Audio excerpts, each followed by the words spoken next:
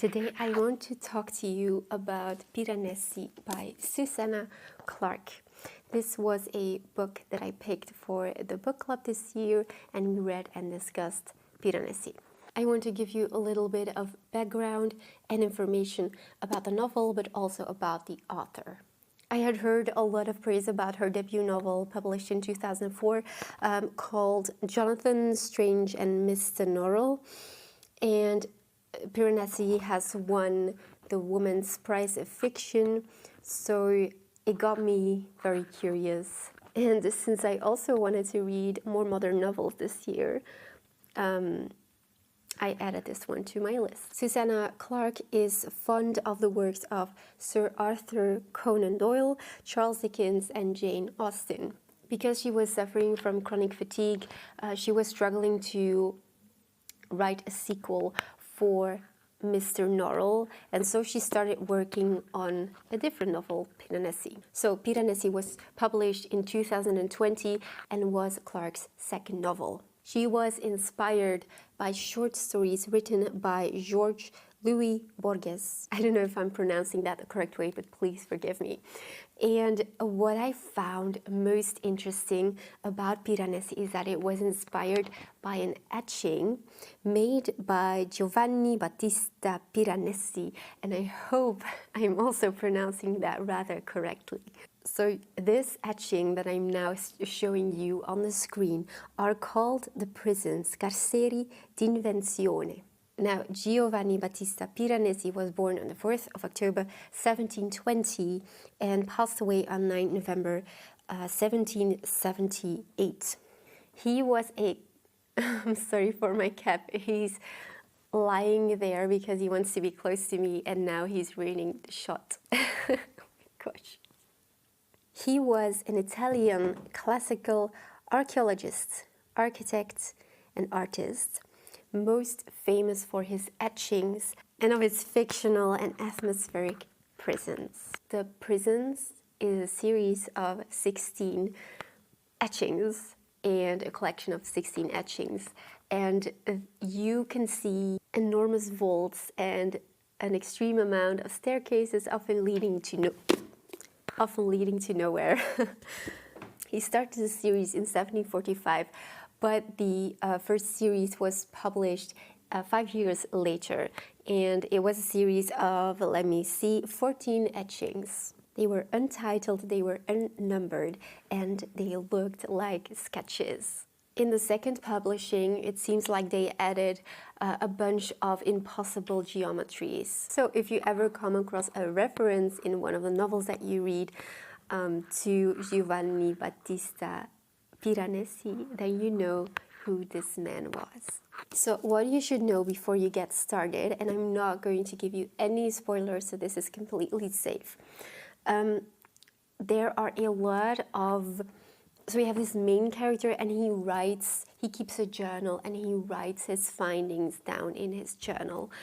And because of this, the novel reads like an epistolary novel. So a big part of the story is told in written form. Let me do an attempt to tell you what the book is about. So we follow this man called Piranesi, which isn't his real name, but he is called Piranesi, and he is living in a place with endless halls, statues everywhere. It feels very dark academia, and he lives very minimalistic. There's sea, there are floods, some of the chambers get flooded sometimes, and he's leading a very lonely life, and there are a few others that he is communicating with.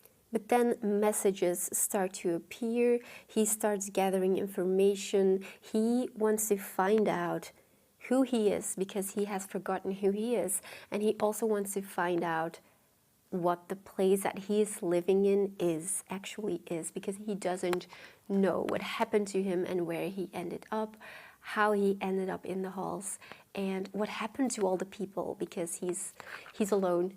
So the best way I can describe the novel is that it is a mix of mystery and fantasy. There's also a detective feel about it because he is trying to gather evidence and pieces of information, and he writes everything down in his journal. There is one quote that I marked that is my absolute favorite, and it goes like this: "May your paths be safe, your floors unbroken, and may the house fill your eyes with beauty."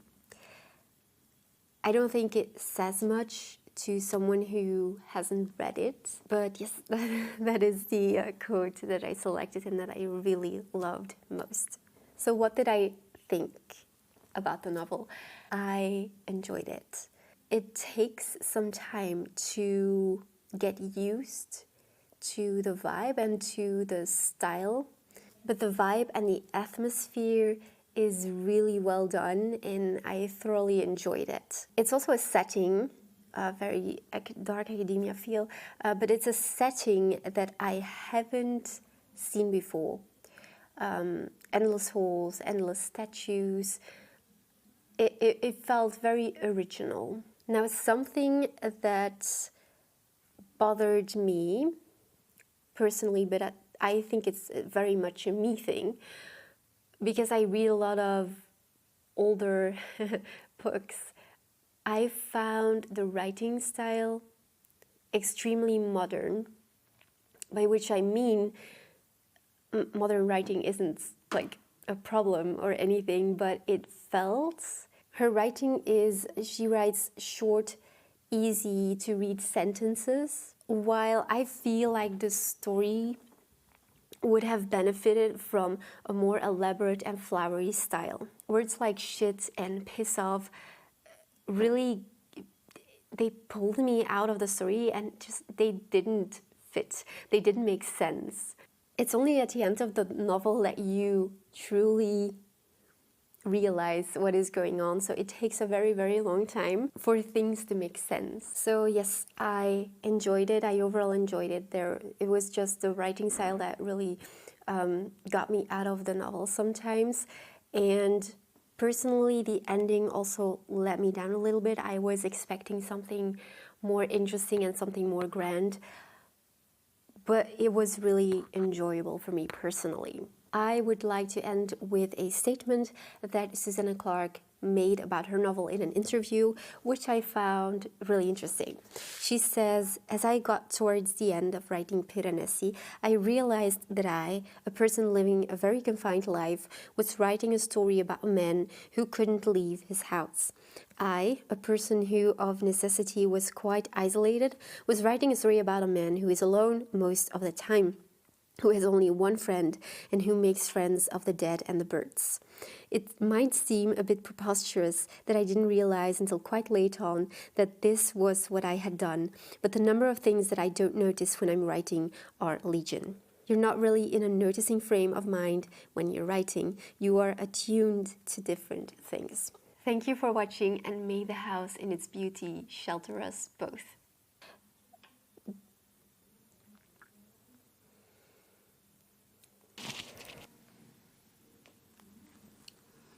Can you just move a little bit? Can you move a little bit? Toulouse. Lieve schat.